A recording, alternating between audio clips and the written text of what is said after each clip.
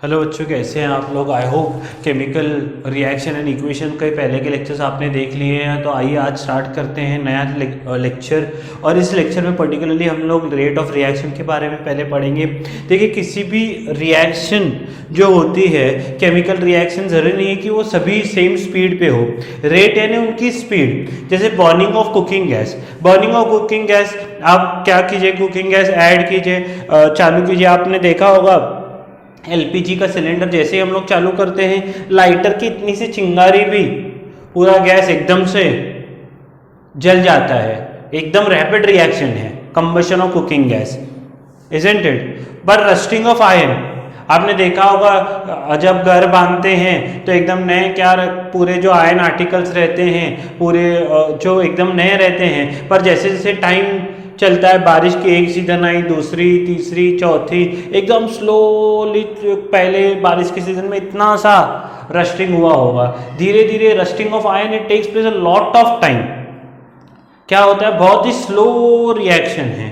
उसके बाद halogen of rocks, rocks भी क्या है, एक साथ क्या एरोड होके टूटते नहीं हैं। It is again a very very slow, उनके लेयर बाय लेयर, ऊपर का लेयर पहले क्या होगा, एरोड होगा, फिर वो निकल के टूटता है, फिर अंदर का लेयर, फिर उसके अंदर का layer. It is also very slow process. Fermentation process, आप इडली ढोकला वगैरह खाते हो, मम्मी क्या करती है, रात को वो पूरा आटा जो होता है, बैटर जो जिसको बोलते हैं, रात को भिगो के रखती है, वो सुबह तक फर्मेंट होता है। तो again it is a slow process. Efflorescence of adding baking soda to HCl, efflorescence यानी बबल्स का निकलना। जैसे आप मान लो घर पे इनो पीते हो, इनो को क्या करते हैं, पानी में अगर डालते तो एफ्लोरेसेंस होता है ना।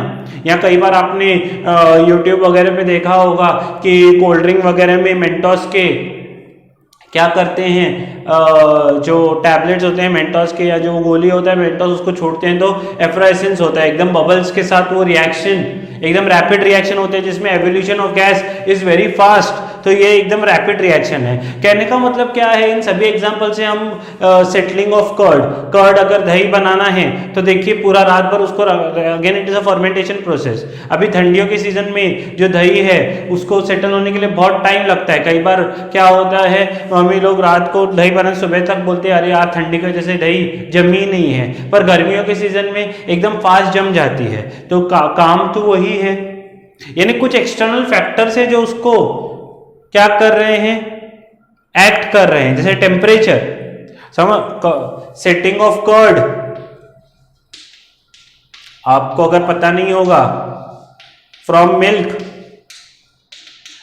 विंटर में उसको बहुत टाइम लगता है, गर्मियों में यही जो रिएक्शन है, कर्ब लिख दिया मैंने, कर्ड, हाँ, योगर्ट जो बनता है ठंडी के दिनों में बहुत टाइम लगता है, गर्मियों के दिनों में इजीली बन जाता है कर्ड। तो रिएक्शन तो वही है, रिएक्शन क्या है, वही है। तो फिर क्या होता है, कुछ एक्सटर्नल फैक्टर्स हैं जो केमिकल रिएक्शन के ऊपर काम करते हैं। तो वही हमको देखना है रेट ऑफ केमिकल रिएक्शन में कौन कौन से ऐसे फैक्टर्स हैं, factors on which rate of reaction depend. Reaction तो सेटिंग ऑफ कर्ड ही है, पर गर्मियों के सीजन में जल्दी हो रही है और ठंडियों के सीजन में स्लो हो रही है, यानी टेम्परेचर का कुछ तो रोल है। तो कुछ फैक्टर्स रहते हैं जो रेट ऑफ केमिकल रिएक्शन के ऊपर यानी उनके स्पीड के ऊपर काम करते हैं। There are some factors due to which rate of chemical reaction change. पहला है rate, nature of chemical reactants. देखिए मैं आपके सामने दो रिएक्शन लिखता हूं, एल्यूमिनियम प्लस HCl। ये इसमें भी क्या होगा, ये डिस्प्लेसमेंट रिएक्शन है, ये क्या होगा, AlCl3 plus H2 gas release होगा। दूसरा है Zn plus HCl give ZnCl2 plus H2। दोनों में, इसमें भी एल्यूमिनियम ने हाइड्रोजन को रिप्लेस किया है, इसमें भी Zn ने क्या किया, हाइड्रोजन को रिप्लेस किया है। ये डिस्प्लेसमेंट टाइप ऑफ रिएक्शन है दोनों, पर ये रिएक्शन फास्ट होती है जिंक वाली। क्यों, zinc is more reactive than aluminium, zinc का नेचर मोर मेटेलिक है तो रिएक्शन जल्दी करेगा। तो ये नेचर पे डिपेंड हुआ ना, रिएक्टेंट्स में जो ज्यादा मेटेलिक होगा, अगर मैं सोडियम लेता हूं, सोडियम प्लस HCl, तो ये रिएक्शन तो उससे भी फास्ट होगी, NaCl हो जाएगा प्लस H2 गैस रिलीज होगी। समझ में आ रहा है? तो कहने का मतलब पहला जो फैक्टर है जो रेट ऑफ रिएक्शन को अफेक्ट करता है वो नेचर ऑफ रिएक्टेंट है। अगर मान लीजिए कुछ मटेरियल ऐसे हैं जो ज्यादा फास्ट रिएक्टिव हैं तो उससे क्या हो जाएगा, रिएक्शन एकदम फास्ट बनता है। अगर मान लीजिए नेचर ऑफ रिएक्टेंट ऐसा है कि क्या होगा, वो मेटेलिक इतना नहीं है, नॉन मेटेलिक इतना नहीं है, तो वो रिएक्शंस क्या होती हैं, स्लो होती हैं। तो पहला फैक्टर जिसके ऊपर स्पीड ऑफ रिएक्शन डिपेंड करती है वो है nature of reactant. Got my point? तो ये आप लिख लीजिए।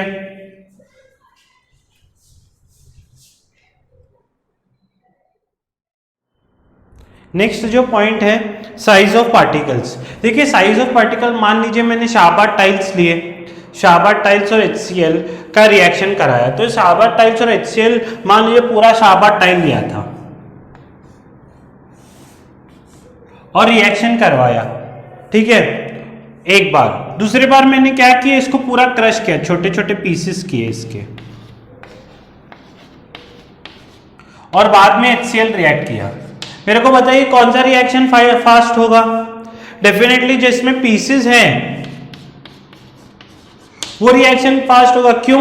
देखिए यहां पर HCl में शाहबाद टाइल्स के ऊपर डालूंगा तो ये सिर्फ ऊपर वाली लेयर के ऊपर ही क्या करेगा, ऊपर वाले जो सरफेस पार्टिकल्स है, जो सरफेस पार्टिकल्स है उसके साथ ही HCl रिएक्ट करेगा, उसके साथ ही HCl रिएक्ट करेगा। अंदर वाला जो अंदर वाले पार्टिकल्स हैं वो अभी तक इंटैक्ट हैं, वो अभी तक क्या है, इंटैक्ट है, उनके साथ तो HCl का कांटेक्ट हुआ ही नहीं, तो रिएक्शन क्या होगा, स्लो होगा। पर जैसे ही मैंने पीसेस किए और HCl के साथ रिएक्ट करवाया तो ये जो पूरे पीसेस हैं उन सबके साथ HCl क्या कर रहा है, रिएक्ट कर रहा है, उन सबके साथ क्या कर रहा है, HCl रिएक्ट कर रहा है। समझ में आ रहा है? तो क्या होता है कि HCl रिएक्ट करता, कैसे रिएक्ट करेगा, यहां पर सिर्फ सरफेस पार्टिकल्स के ऊपर के रिएक्ट करेगा, पर जब उसको छोटे पार्टिकल्स में करूंगा, मैं क्रश करके लूंगा तो और रिएक्ट करवाऊंगा तो ज्यादा सरफेस एरिया कांटेक्ट में आएगी और रिएक्शन फास्टर होगी। Means rate is inversely proportional to size. जितनी साइज छोटी होगी पार्टिकल्स की, जितनी साइज क्या होगी, छोटी होगी पार्टिकल्स की, उतना क्या हो जाएगा, रिएक्शन फास्ट होगा, उतना क्या होगा, रिएक्शन फास्ट होता है। Got my point? तो उतना रिएक्शन फास्ट होता है। तो size of particles also plays a major role, size of particles also plays a major role. जितने पार्टिकल छोटे होंगे उतना रिएक्शन क्या होता है, फास्ट होता है। इसलिए कुकिंग करते समय बाजी मम्मी क्या करती है, सभी जो वेजिटेबल्स हैं उसको कट करके बाद में कुक करती है, क्योंकि कट करके डालते हैं तो जल्दी कुकिंग, जो भी सब वेजिटेबल्स होंगे जल्दी कुक हो जाएंगे। पूरे पार्टिकल्स क्यों नहीं डालती है, स्लो कुकिंग होता है। तो सभी वेजिटेबल्स को क्या करती है मम्मी, को कट करके फिर कुकिंग करती है ताकि कुकिंग क्या हो, फास्टर रेट पे हो। तो साइज ऑफ पार्टिकल्स, साइंस पूरा क्या है, अब आपके आमने सामने ही है, आपके सराउंडिंग में ही है, you have to carefully observe it. Concentration of reactant, अब ये कॉन्सेंट्रेशन देखिए सिंपल चीज है। मान लीजिए एक ग्लास लिया मैंने पानी का, फुल फिल किया, और एक ग्लास लिया,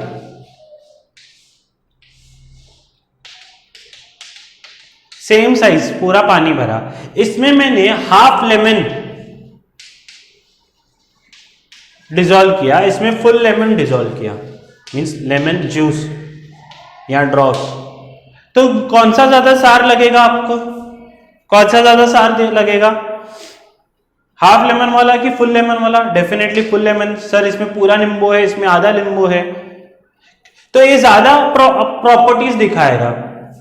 ये क्या दिखाएगा, ज्यादा प्रॉपर्टीज दिखाएगा लेमन के, क्योंकि इसमें लेमन के जो जूस है या लेमन का जो ड्रॉप्स है वो ज्यादा थे, तो ये ज्यादा सार दिखेगा। तो इसको बोलूंगा मैं कॉन्सेंट्रेटेड, इसको बोलूंगा मैं dilute. What is concentration? It is amount of solute, amount of solute, solute यानी जो कम क्वांटिटी में रहता है इन द सॉल्यूशन,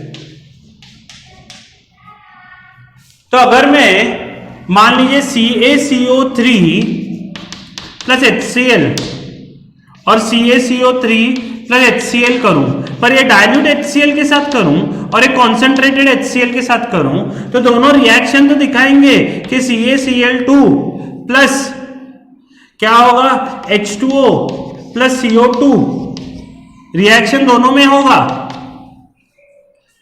पर फास्टर रेट पे कौन सा होगा, कॉन्सेंट्रेटेड, क्योंकि इसमें नंबर जैसे यहां पर ज्यादा सार था, ये वाला कौन सा फुल लेमन वाला, ये कॉन्सेंट्रेटेड सोल्यूशन था, तो जो कॉन्सेंट्रेटेड सोल्यूशन होगा उसमें HCl पार्टिकल ज्यादा है।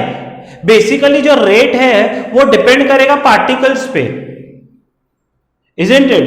HCl के ज्यादा पार्टिकल्स हैं तो ज्यादा इसके साथ रिएक्ट करेंगे, डाइल्यूट यानी कम पार्टिकल्स, HCl के कम पार्टिकल्स हैं तो रिएक्शन जो भी होगा, कॉम्बिनेशन जो भी होगा वो भी कम होगा, जिसमें ज्यादा पार्टिकल्स हैं वहां पर ज्यादा कॉम्बिनेशन होगा, तो इसका क्या होगा, रेट फास्ट होगा, because in concentrated solution the number of particles are more, the number of particles are more, यहां पर जो number of particles of HCl in this solution are more, इसमें मान लो 50 पार्टिकल होंगे तो इसमें 100 होंगे, तो 100 पार्टिकल्स इसके साथ जुड़ेंगे तो फास्ट रिएक्शन होगा, 50 पार्टिकल जुड़ेंगे तो स्लो रिएक्शन होगा।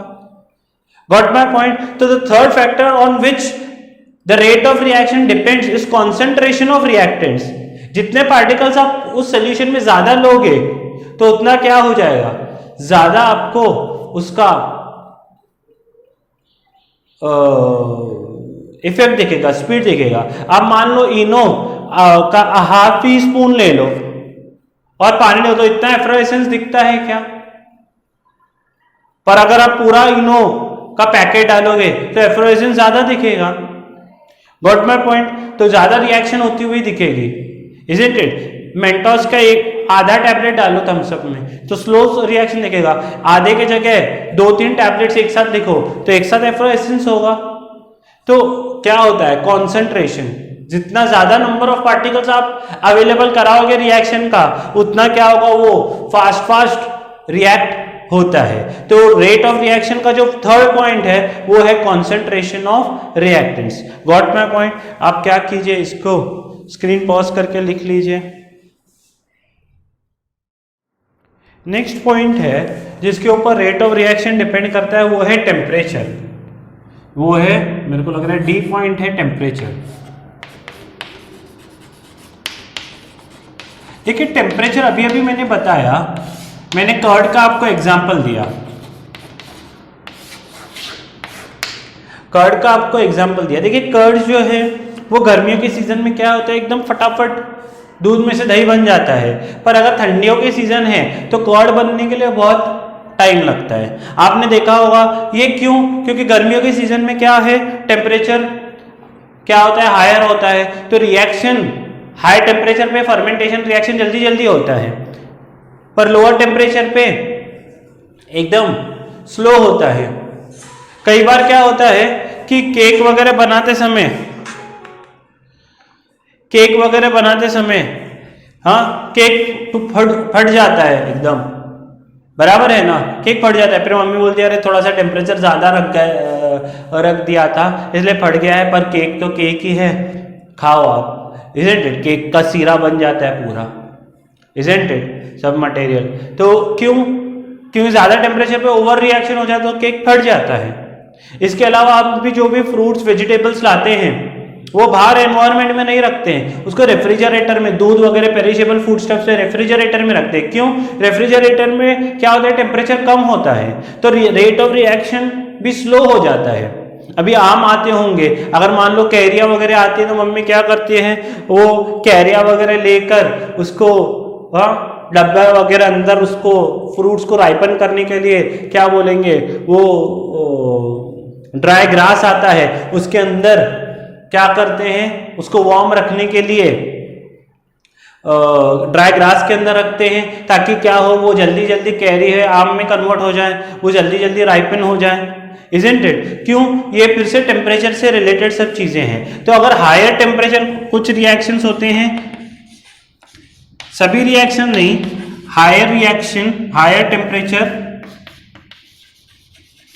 Faster is the reaction. faster is the reaction. तो many reactions what happens is, उसको अगर हम ज़्यादा टेम्परेचर देते हैं तो रेट ऑफ रिएक्शन उसका इंक्रीज होता है। तो मैंने पेरिशेबल फूड स्टफ्स दिया, अगर दूध बाहर रखोगे तो वो पूरा जल्दी खराब हो जाता है, तो उसको रेफ्रिजरेटर के अंदर रखते हैं ताकि लोअर टेम्परेचर पे जो रिएक्शन है वो स्लो डाउन हो जाए। तो दूध हो, पेरिशेबल फूड स्टफ्स है, उनको प्रिजर्वेशन करने के लिए उसको लोअर टेम्परेचर में रखते हैं ताकि उनका रिएक्शन जो हो स्पॉइल होने का वो स्लो डाउन हो जाए। Got my point. तो again temperature is one of the factor. दूसरा है catalyst. Finally catalyst is a substance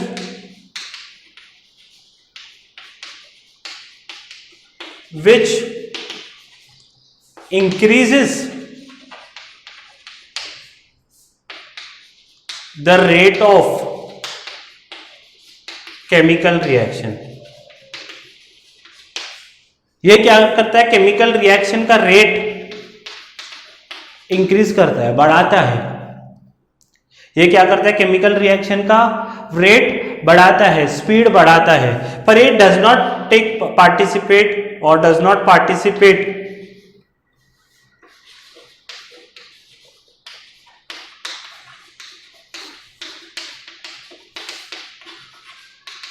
in reaction। वो रिएक्शन में कुछ पार्टिसिपेट नहीं कर रहा है, खाली क्या करता है? स्पीड बढ़ाकर निकल जाता है। जैसे मान लीजिए पोटेशियम क्लोरेट है KClO3, इसको अगर हीट करते हैं तो ये KCl प्लस O2 में कन्वर्ट हो जाता है। हालांकि बैलेंस नहीं है पर समझो, तो ये हीट करते हैं तो ये क्या होगा? इसमें कन्वर्ट हो जाएगा। ये बहुत ही स्लो रिएक्शन है, तो इसको हीट ज़्यादा दें, टेम्परेचर बढ़ाएं, पार्टिकल्स तोड़ें, छोटे करें, कुछ भी करें, कुछ इफेक्ट नहीं होता है। पर manganese oxide MnO2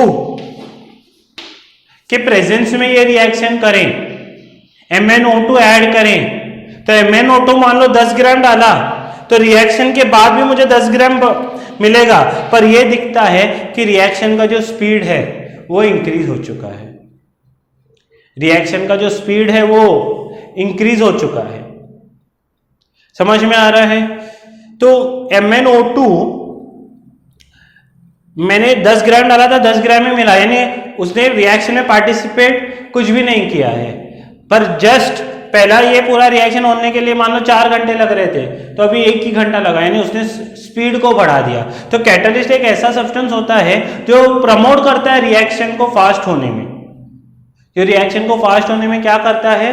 promote. It is an additive. क्या करता है? वो रिएक्शन को फास्ट करता है और खुद एज इट इज हमको बाहर मिलता है। समझ में आ रहा है? तो catalyst is the 5th factor. तो टोटल हमने 5 फैक्टर देखे। पहला है नेचर ऑफ सब्सटेंस, कौन कितना अगर ज्यादा रिएक्टिव सब्सटेंसेस लोगे तो रेट फास्टर होगा। सेकंड देखा हमने साइज ऑफ पार्टिकल्स, साइज छोटा लोगे पार्टिकल्स का तो रिएक्शन फास्ट होगा। थर्ड देखा कॉन्सेंट्रेशन, जितने कॉन्सेंट्रेटेड सोल्यूशन लोगे उतना रिएक्शन फास्ट होगा। चौथा देखा टेम्परेचर, अगर हायर टेम्परेचर पे कोई भी रिएक्शन करोगे तो वो फास्टर होगा। उसके बाद देखा हमने कैटलिस्ट। कैटलिस्ट ऐसा सब्सटेंस होता है जो रेट ऑफ रिएक्शन को बढ़ाता है। Got my point? तो ये 5 फैक्टर्स हैं जो रेट ऑफ रिएक्शन को इंक्रीज या डिक्रीज करते हैं। बहुत ही इंपॉर्टेंट है, आपको याद होने चाहिए। Factors on which rate of reaction depend, और इसके ऊपर बहुत सारे गिव रीजंस छोटे मोटे बनते हैं। समझ में आ रहा है कि वो आगे चल के मैं डिस्कस करूंगा, पर ये क्या है? Rate of reaction, factors on which rate of reaction depends, ये 5 फैक्टर्स आपको याद होने चाहिए। तो स्क्रीन पॉज करके लिख लीजिए। देखिए यहां ध्यान दीजिए, ऑक्सीडेशन एंड रिडक्शन, ये 2 इंपॉर्टेंट टाइप ऑफ रिएक्शंस हैं जो बार बार नेचर में होती रहती है, इसलिए इनको अलग से पढ़ाया जाता है। ऑक्सीडेशन क्या है उसको समझते हैं। यहाँ पर देखिए कुछ रिएक्शन लिखे मैंने, Mg+O2 MgO। आप देखेंगे कि ऑक्सीजन इसके साथ कंबाइन हो गया। isn't it? C plus O2 क्यों CO2? फिर से आप देखोगे नाम में ये ऑक्सीडेशन, यानी रिएक्टेंट क्या करेगा, ऑक्सीजन एक्वायर करेगा, isn't it? ऑक्सीजन गेन करेगा। यहां पर क्या है, MgH2 है, इसमें क्या हो गया H2, रिएक्टेंट ने हाइड्रोजन को रिलीज किया है, यहां पर भी क्या है, रिएक्टेंट ने हाइड्रोजन को रिलीज किया है, तो ऑक्सीडेशन में ही मैंने इनको लिखा है। तो ऑक्सीडेशन एक स्पेशल तरह की रिएक्शन है जिसमें reactant either it gains oxygen, या तो वो ऑक्सीजन क्या करेगा, गेन करेगा, या रिलीजेस और लूजेस, मैं लिखूंगा ज्यादा अच्छा वर्ड है, loses hydrogen.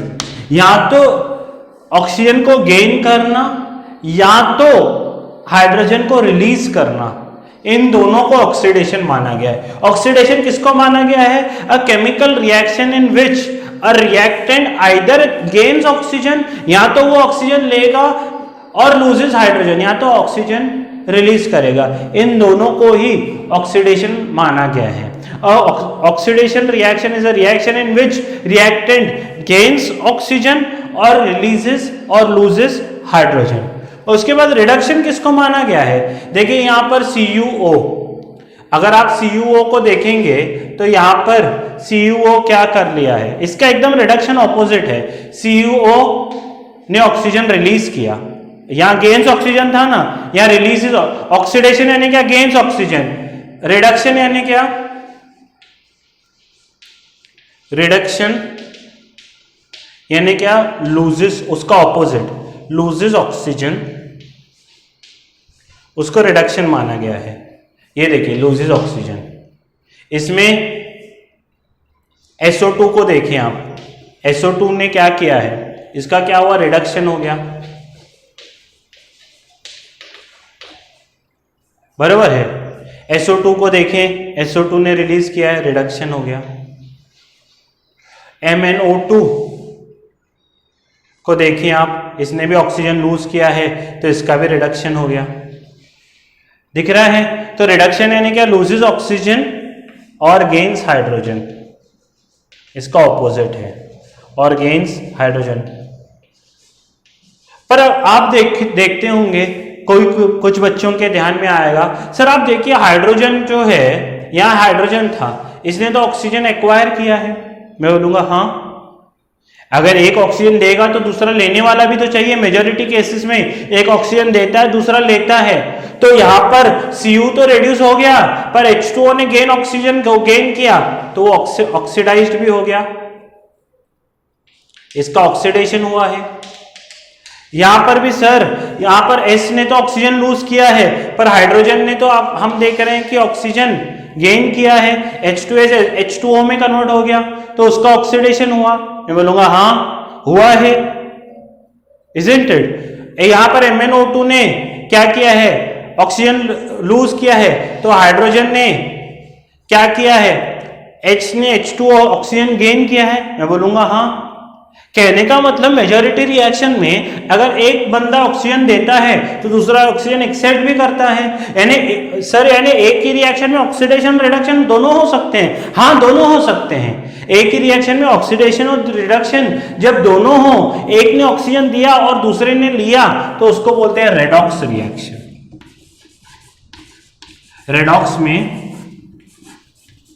Red stands for reduction and ox stands for oxidation। जब एक ही reaction, what is a redox reaction, a reaction in which oxidation and reduction takes place simultaneously, एक ही टाइम पे ऑक्सीडेशन भी हो और रिडक्शन भी हो, तो उसको बोलते हैं रेडॉक्स रिएक्शन। उसको क्या बोलते हैं, redox reaction. A reaction in which oxidation and reduction takes place simultaneously, दोनों एक साथ हों, तो उसको क्या बोलते हैं, रेडॉक्स रिएक्शन। क्या बोलते हैं उसको, redox reaction. Got my point. तो ऑक्सीडेशन यानी gain of oxygen, losing of hydrogen, reduction यानी losing of oxygen, gain of hydrogen, और दोनों साथ में हो तो रेडॉक्स रिएक्शन बोलते हैं। Got my point. आप स्क्रीन पॉज करके इतना लिख लें। अभी यहाँ पर कुछ रिएक्शंस लिखे हैं मैंने आपके लिए, ध्यान से देखिए। क्या है? Ag2O gives Ag plus O2। यहाँ पर ये कौन सा रिएक्शन हुआ है? आप देख रहे हैं कि Ag2 Ag में कन्वर्ट हो गया है, यानी इसने क्या किया? ऑक्सीजन रिलीज किया है। ऑक्सीजन रिलीज किया है यानी ये क्या है? रिडक्शन है। Ag2O is reduce to Ag, lose किया ना ऑक्सीजन तो रिडक्शन हो गया, तो Ag2O is reduce to Ag। इसको क्या मैंने स्टेटमेंट में लिखूंगा? Silver oxide reduces to silver. यहां पर आप देख रहे हैं MgO में कन्वर्ट हुआ है। इसका मतलब क्या है? इसने गेन किया ऑक्सीजन, इसने लूज किया था, तो ये क्या है? ऑक्सीडेशन। तो मैं लिखूंगा magnesium is oxidised to magnesium oxide. Magnesium is oxidised, oxidation हुआ है। यहां पर आप देख रहे हैं निकेल, निकेल ने क्या किया है? ऑक्सीजन छोड़ दिया है, तो ये क्या है? रिडक्शन। ऑक्सीजन छोड़ना यानी रिडक्शन, इसने भी ऑक्सीजन छोड़ा, रिलीज किया, लूज किया, तो रिडक्शन। पर हाइड्रोजन ने गेन किया है तो oxidation.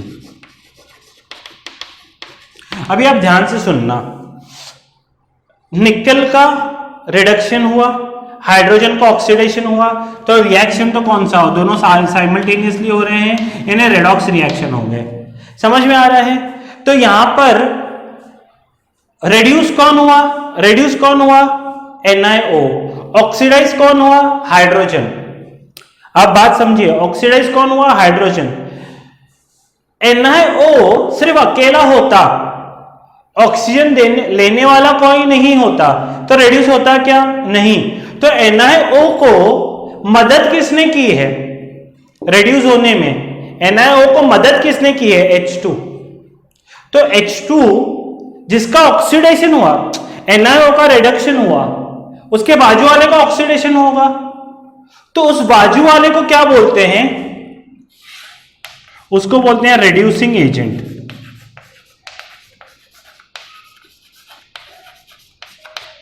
Reducing agent is a substance which brings about reduction। NiO का रिडक्शन किसने करवाया? हाइड्रोजन ने। तो hydrogen is a reducing agent. उसी तरह हाइड्रोजन का ऑक्सीडेशन हुआ है, तो उसके बाजू वाला कौन है? Nickel, nickel oxide. तो उसका निकेल ऑक्साइड क्या हो गया? इसका ऑक्सीडेशन करवाया किसने? वो ये एजेंट है, इसके वजह से हुआ, इसको बोलेंगे ऑक्सीडाइजिंग एजेंट। समझ में आ रहा है? यानी जो चीज रेड्यूस हुई है उसके बाजू वाला रेड्यूसिंग एजेंट, और जो चीज ऑक्सीडाइज हुई है उसके बाजू वाला ऑक्सीडाइजिंग एजेंट। यानी जो रेड्यूस हुआ है वो ऑक्सीडाइजिंग एजेंट है। NiO रेड्यूस हुआ ना, यानी वो ऑक्सीडाइजिंग एजेंट है, और जो ऑक्सीडाइज हुआ है वो रेड्यूसिंग एजेंट है। तो सवाल ध्यान से समझना है, एग्जाम में कई बार कंफ्यूज करने के लिए उल्टा पूछते हैं, what are the oxidising agent? Oxidising agent है इन्हें जो रेड्यूस हुआ है उसका नाम लिखना है। जैसे मैं आपको बोलूं CuO plus H2 give Cu plus H2O, इसमें आप मुझे ऑक्सीडाइज कौन हुआ है वो बताइए, रेड्यूस कौन हुआ है वो बताइए। तो ऑक्सीडाइज कौन हुआ है? आप देखोगे CuO Cu में बदला, यानी ये कौन? रेड्यूस हुआ है, तो ये आप लिखोगे रेड्यूसिंग सब्सटेंस में Cu लिखोगे। और H2 H2O में कन्वर्ट हुआ है, तो क्या लिखोगे? सर H2O इसका रिडक्शन हुआ है Cu का, और H2 का ऑक्सीडेशन हुआ है, तो ऑक्सीडेशन में आप लिखोगे H2, भाई H2 ऑक्सीडेशन हुआ है। पर मैं अगर आपको पूछूं ऑक्सीडाइजिंग एजेंट कौन है, तो आप देखोगे सर H2 का ऑक्सीडेशन हुआ है, किसके कारण हुआ? CuO का, तो ऑक्सीडाइजिंग एजेंट कौन है? CuO। और रेड्यूसिंग एजेंट कौन है? आप देखोगे CuO का रिडक्शन हुआ है, करवाया किसना है? H2।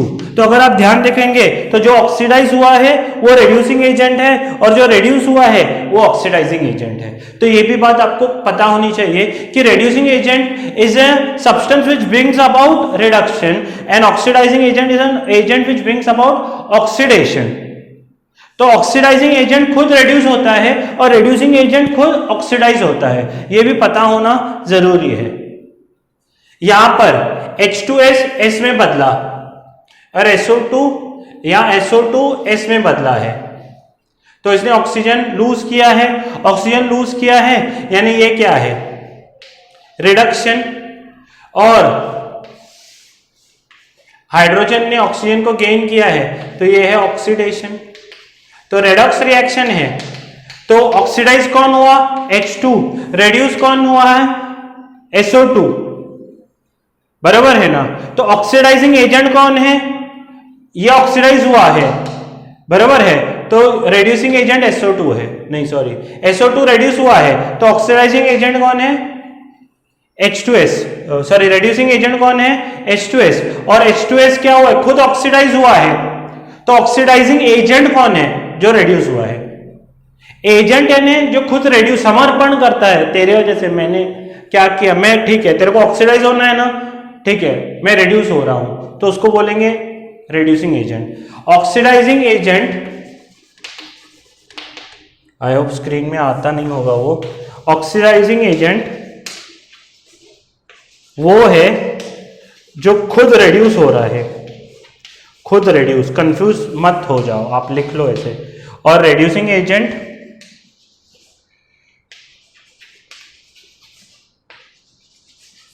खुद ऑक्सीडाइज होता है, खुद ऑक्सीडाइज।